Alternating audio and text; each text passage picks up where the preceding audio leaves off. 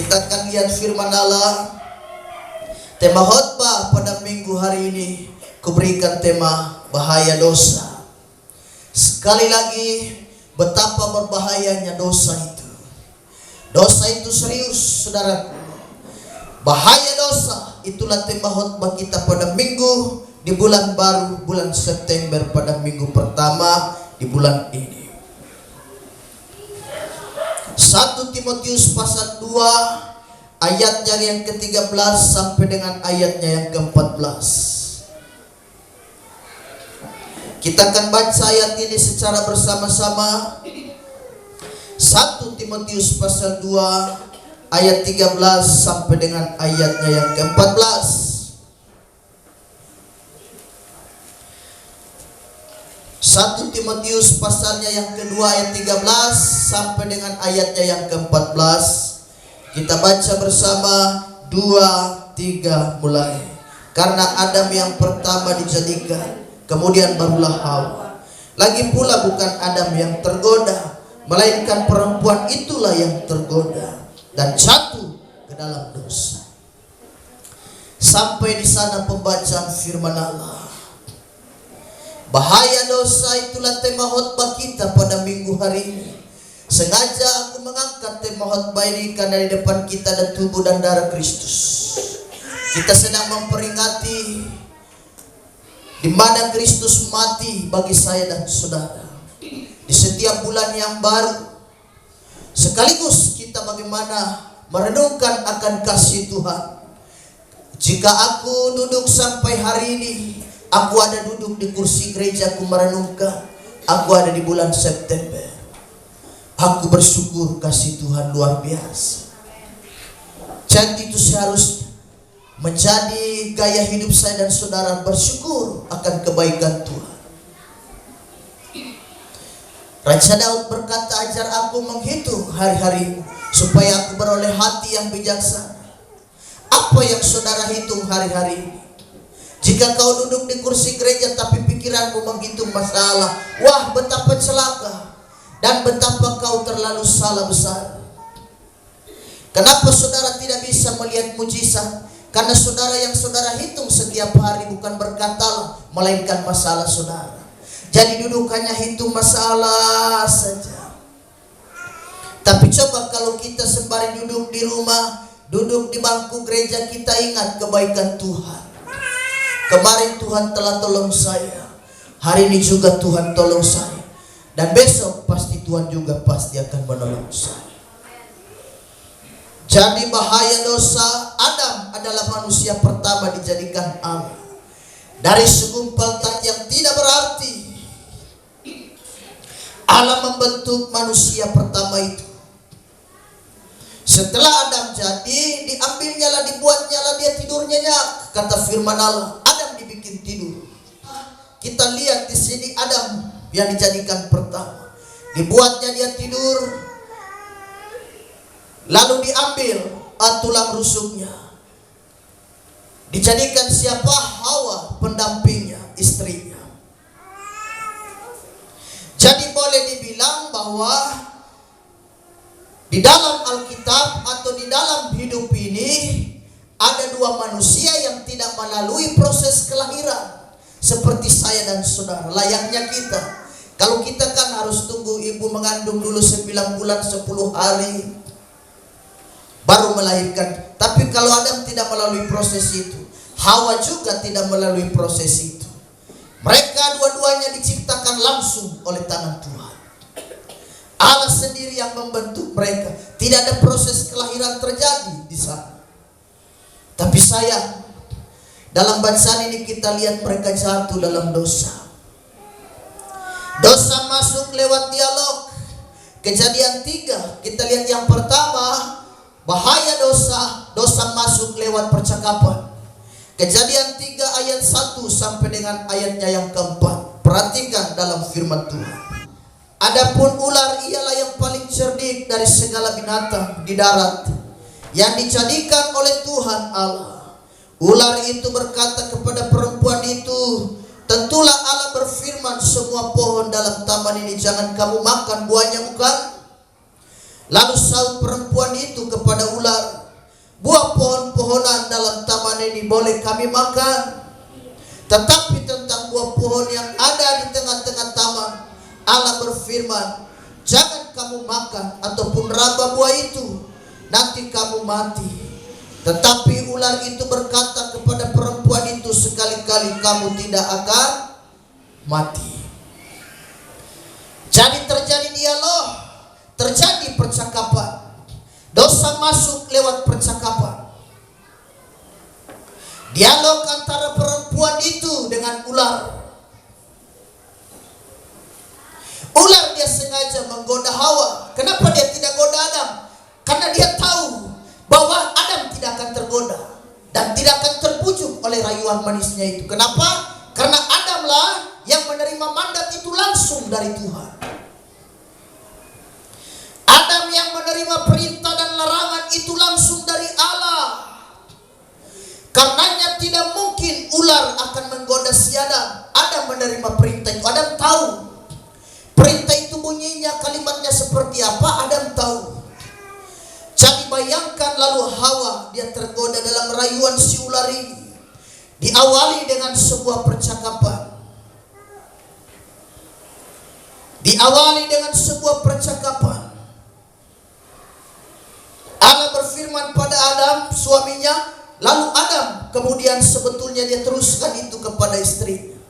Tetapi biasanya percakapan atau dia semacam cerita, kalau sudah dia sampai di orang ketiga, pasti dia jadi kabur itu. Percaya saya. Di mana-mana permusuhan dan pertengkaran selalu terjadi, biasanya itu karena pada orang ketiga. Orang yang sambung cerita. Adam ini boleh dibilang dia sambung cerita. Buktinya tidak begitu kok, Allah berfirman. Karena ular berkata, semua pohon dalam taman ini tidak boleh kau makan buahnya. Loh, Allah tidak firman begitu. Allah berkata semua pohon yang ada dalam taman ini boleh kau makan buahnya, kecuali yang satu, jangan.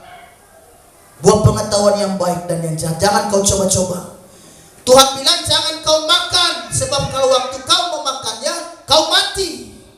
Tetapi Hawa menambahnya. Jadi setan ular ini dengan Hawa, mereka rubah-rubah firman. Bayangkan, setan bilang jangan dimakan seluruh buah yang ada dalam taman ini.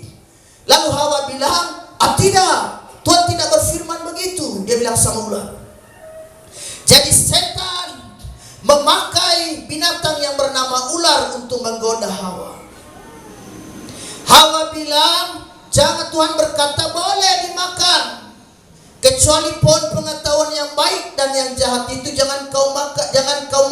Raba pun jangan. Allah tidak bilang raba. Bayangkan, Hawa juga menambahnya. Hawa bilang jangan diraba buah itu. Jadi memang kalau cerita sudah sampai ke orang ketiga, wah, habis cerita itu pasti kita baku marah. Kenapa? Karena cerita kalau dia sudah sambung ke yang satu terima kalimat A, yang satu lalu yang disambung ke berikut jadi B, disambung ke berikut jadi C. Oh, pasti habis cerita dah. Pokoknya kalau dia cerita sudah sambung menyambung, itu habis cerita. Tinggal kita menyanyi, sambung menyambung menjadi satu, itulah Indonesia. Kita baru merayakan hari kemerdekaan kita kemarin. Usia Indonesia sekarang sudah berapa? Terbalik itu.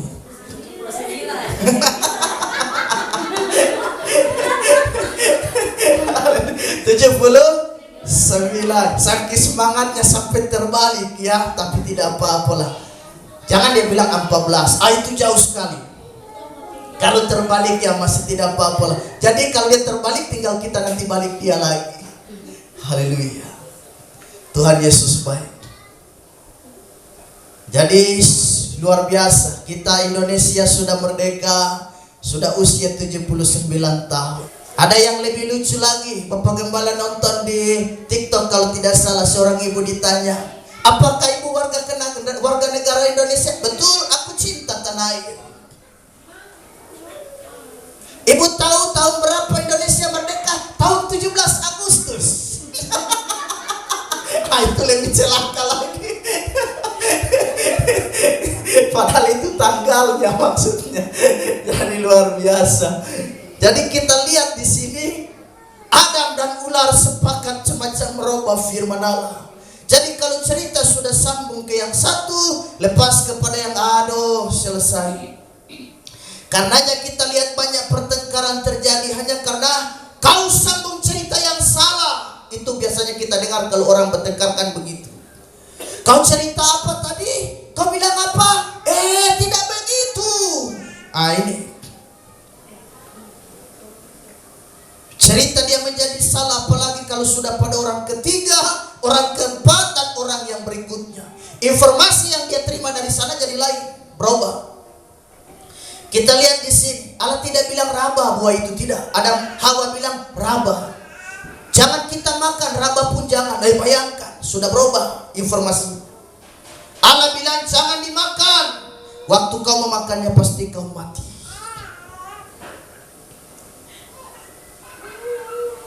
Ular berkata sekali-kali kau tidak akan mati. Sebab jika Allah mengetahui waktu kalian memakan buah itu, maka kalian akan serupa dan mirip seperti Allah. Tergoda juga. Sudah jadi ciptaan begini saja sudah mantap, apalagi sudah seperti Allah kan. Wah pasti lebih mantap juga ini. Tergoda untuk mencobanya. Ciptaan biasa saja begini sudah bagus, sudah keren, apalagi sudah mirip seperti Tuhan. Aku mau coba makan lah. Kalau mirip Tuhan kan luar biasa. Itulah kalimat yang disampaikan oleh ular itu. Jadi saya dan saudara, sebetulnya kalau menurut saya, tanpa memakan buah pengetahuan yang baik dan buruk itu, Adam dan Hawa juga seperti Tuhan kok. Tanpa harus mereka makan buah itu, mereka sudah seperti Allah. Seperti Allah dalam hal apa? Kan Allah menjadikan mereka serupa, mirip dengan gambar Tuhan. Tanpa harus makan buah itu saja kok, mereka sudah sama seperti Allah dalam apa? Dalam rupa, dalam bentuk. Allah menjadikan mereka sama seperti Tuhan. Jadi tanpa harus makan buah itu juga, mereka sudah sama seperti Allah dalam hal apa? Dalam hal kemiripan. Dalam hal apa? Dalam hal gambar. Gambarnya sudah serupa dengan Tuhan. Yang pertama, dosa masuk lewat percakapan. Kita berhati-hati lewat percakapan. Karenanya Raja Salomo, raja yang bijaksana itu dalam Amsal 10 ayatnya yang ke-19 berkata, di sana dia katakan, karena di dalam banyak bicara pasti ada pelanggaran, tetapi siapa yang menahan bibirnya berakal budi. Makin banyak kita bicara, di dalam makin banyak salah. Makin banyak kita ngomong, di dalamnya makin gak betul. Tapi siapa yang menahan bibirnya, kata Amsal, kata Salomo, maka dia berakal budi. Jangan banyak ngomong, apalagi kalau kita tidak tahu persoalan. Lebih baik kau diam. Kalau kau tidak tahu cerita, kau stop, kau tutup mulut. Kau beli plester di kios, kau beli Hansaplast, kau tempel bibirmu. Apalagi kau tidak tahu pokok masalah, jangan. Sebab kau hanya menambah masalah. Apalagi yang tidak tahu hal, lebih baik kau diam. Kau berdiam diri saja. Karena makin banyak kau bicara, kata Salomo, makin banyak salah di dalamnya. Banyak pelanggaran. Saya dan saudara berhati-hati dengan masalah lidah. Yakobus pasal 3 itu bicara tentang hal lidah. Dia adalah salah satu organ tubuh yang paling kecil dalam tubuh manusia. Tetapi dia layaknya kemudi yang kecil, dia bisa mengendalikan besarnya kapal. Saudara lihat kapal yang besar itu, kemudinya apa sebesar kapal? Kemudinya kecil saja. Lidah dia punya kuasa. Jika kau mau melihat hari depan, hari baikmu, kau mulia. Hidup dan mati dikuasai lidah. Siapa yang suka menggemakannya akan memakan buahnya. Siapa yang suka menggemakannya, menceritakannya berulang-ulang. Pernah kau berdiri di atas gunung, lalu kau berteriak, "Nona!" Lalu di sana dapat tulang suara, "Nona, Nona, Nona." Itu namanya gemah. Ance, Ance, Ance, Ance. Itu gemah.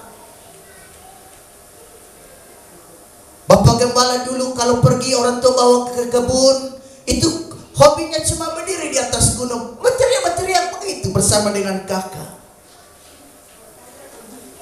Siapa yang suka menggemakannya, menceritakannya berulang-ulang. Di sini sebenarnya persoalan sudah selesai, kau bawa sambung lagi ke sana. Bawa lagi, padahal kakak, masalah sudah selesai. Kenapa kau cerita lagi? Kau akan memakan buahnya. Kita berhati-hati dalam hal lidah. Yakobus 3 menjelaskan tentang bahaya dosa lidah. Dia punya kuasa melihat hari baik, hari buruk, tergantung lidah. Perkataanmu harus memuliakan Tuhan. Kau mau melihat masa depan bagus, hari depan bagus, kau jaga lidah. Kata-kata kita harus kita jaga. Yakobus menjelaskan lidah itu kecil, tetapi dia layaknya api yang kecil. Dia bisa membakar luasnya hutan. Dia punya pengaruh besar. Lidah tak bertulang, tapi dia punya kuasa. Lidah tak bertulang. Demikianlah lagu yang telah dipopulerkan oleh pria asal Ambon yang bernama Bruri Marantika. Bapak Bruri Marantika berkata, memang lidah tak bertulang, tak terbatas kata-kata. Tinggi gunung 1000 janji, lain di bibir, lain pula di lain pula di hati. Demikianlah lagu Bapak Bruri yang terkenal itu. Lain di bibir, lain pula di hati. Tinggi gunung 1000 janji. Kata-kata ini tidak terbatas. Kapan kata-kata itu berhenti? Kapan kata-kata itu berkata puas, aku tidak mau ngomong lagi? Dia jalan terus. Awasi dirimu. Awasilah kata-kata kita. Mazmur 141 ayat 3. Raja Daud berkata, awasilah mulutku ya Tuhan, berjagalah pada pintu bibirku. Bapa dan anak sama. Salomo berkata, dalam banyak bicara ada banyak pelanggaran.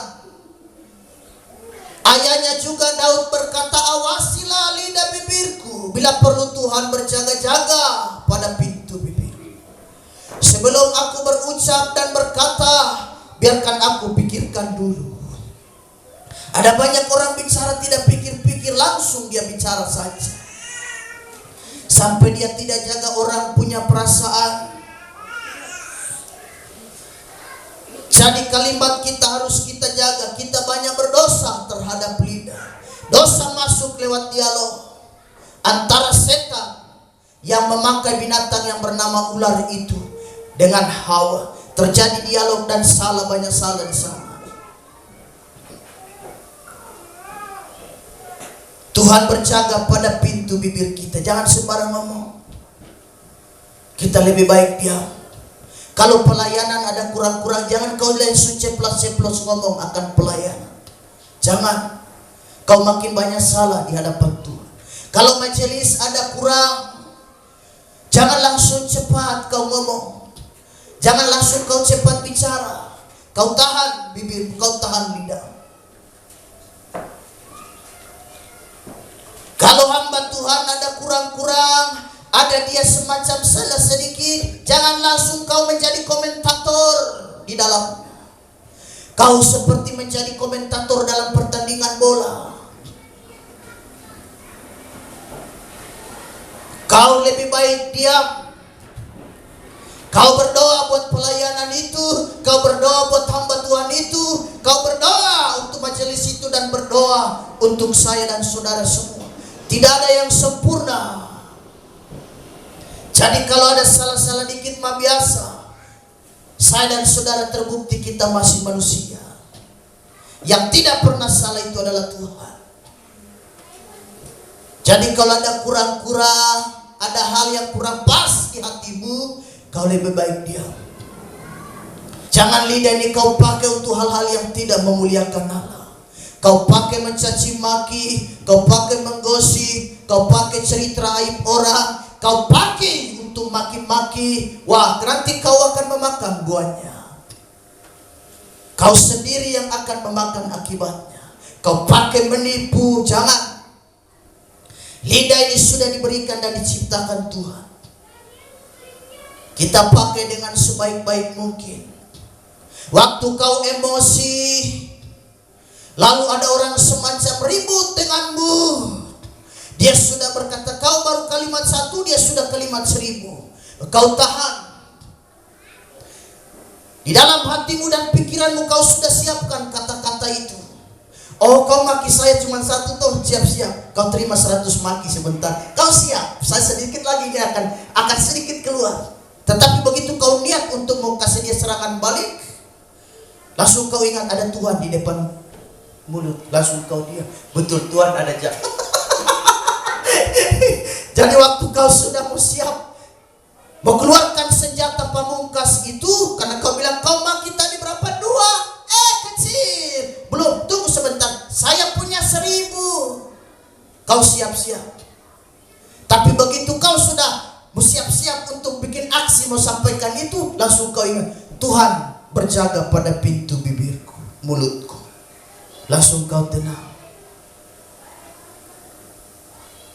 Yang berikut, apakah dosa itu? Seringkali kita beranggapan dosa itu mungkin berzina, mencuri, membunuh. Kita menggambarkannya dosa itu seperti itu, betul. Itu juga dosa dan perbuatan jahat di mata Tuhan. Tapi dalam bahasa aslinya, dalam bahasa Yunani, kalimat dosa, dia menggunakan kata hamartia. Hamartia artinya dia salah sasaran. Dia tidak mencapai tujuan. Dia gagal. Allah punya tujuan yang luar biasa untuk Adam dan Hawa. Karena mereka akan menjadi pengusaha di dalam taman itu. Itu tujuan Allah.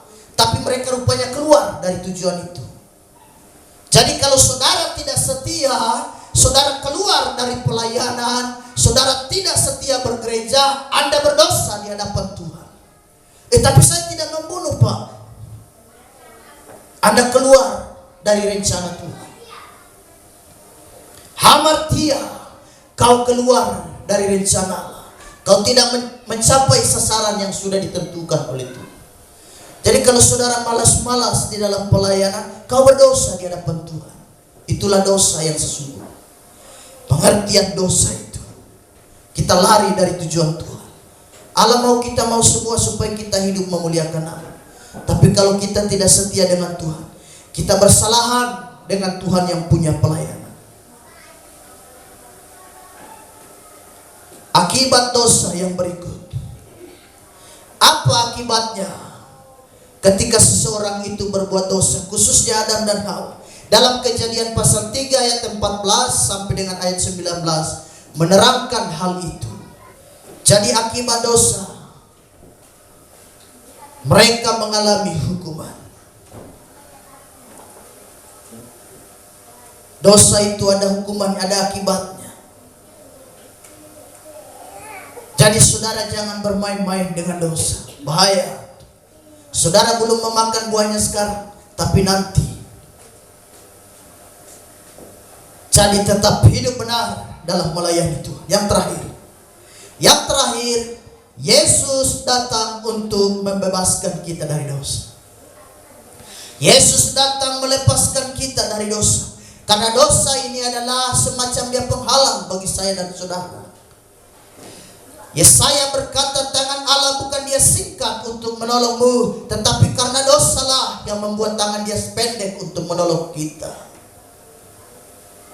Telinga Allah dia bukan kurang tajam pendengarannya untuk mendengar seruan doamu, tapi dosalah yang membuat tangan Allah jadi tuli akan kita. Dosa bikin tangan Allah lumpuh akan kita. Dosa bikin kaki Allah lumpuh akan kita. Dosa bikin telinga Allah tuli, dia tidak akan dengar segala seruan kita. Dosa bikin Allah dia lumpuh dalam segala-galanya. Allah tidak suka dengan perbuatan dosa.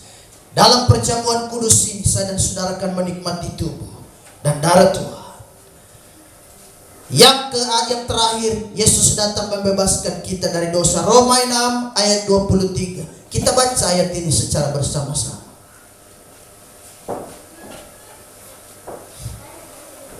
Roma 6 ayatnya yang ke-23. Kita baca bersama-sama. 2, 3 mulai. Sebab upah dosa ialah maut, tetapi karunia Allah ialah hidup yang kekal dalam Kristus Yesus Tuhan kita. Upah dosa maut, kematian. Saya dan saudara sebenarnya terima kematian itu. Kebinasaan yang harusnya kita terima dari Sang Khalik langit dan bumi Allah. Tetapi oleh anaknya yang tunggal, putranya yang tunggal yang bernama Kristus Yesus Tuhan kita, Allah yang telah berubah wujud menjelma menjadi manusia untuk menebus dosa manusia, maka dia datang sebagai manusia.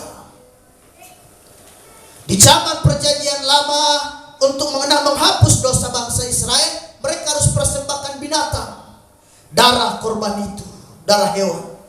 Tapi perjanjian baru, Kristus yang menjadi domba Paskah itu, dia mati menggantikan saya dan saudara. Kita ini semua orang terhukum, kita semua orang berdosa, kita akan terima kematian. Upah dosa ialah maut, kematian. Tapi kita bersyukur kepada Tuhan Yesus Kristus. Dia datang mengganti posisi kita. Kita seharusnya orang yang terhukum dan siap dieksekusi. Tetapi Kristus Yesus telah datang kepada kita. Dia masuk di dalam penjara dosa itu, lalu dia mengambil pakaian tahanan kita dan dia yang menggantikan. Dia berkata, "Nak, kau keluar. Kau keluar dari penjara ini. Kau sudah divonis hukuman gantung toh? Betul. Aku korupsi 15 triliun. Kau keluar, baju tahanan itu aku pakai. Aku yang mengganti posisi." Kita semua orang berdosa, kita semua orang celaka. Bersyukur kepada Tuhan. Masa kau tidak hargai lagi Kristus? Jika kau berbuat dosa berkali-kali, sama seperti kau salibkan Kristus berkali-kali. Jadi saya dan saudara, mari kita setia dalam melayani Tuhan. Sadarkah saudara, dosamu telah ada yang menebus. Kita semua harusnya dibinasakan Tuhan. Lihat di perjanjian lama, orang berdosa sedikit langsung mati. Di zaman Nuh langsung Allah hukum dengan air bah. Di zaman Lot Allah langsung hukum dengan api. Allah benci sekali dengan perbuatan dosa. Kita bersyukur nih.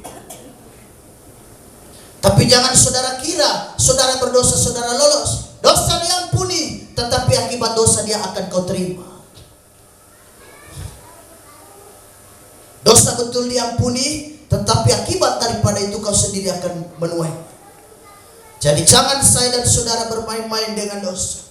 Upah dosa ialah maut, kematian. Jadi mari kita setia. Singers maju ke depan, kita masuk dalam perjamuan Tuhan. Kita terima tubuh dan darah Kristus. Haleluya. Kita bersyukur.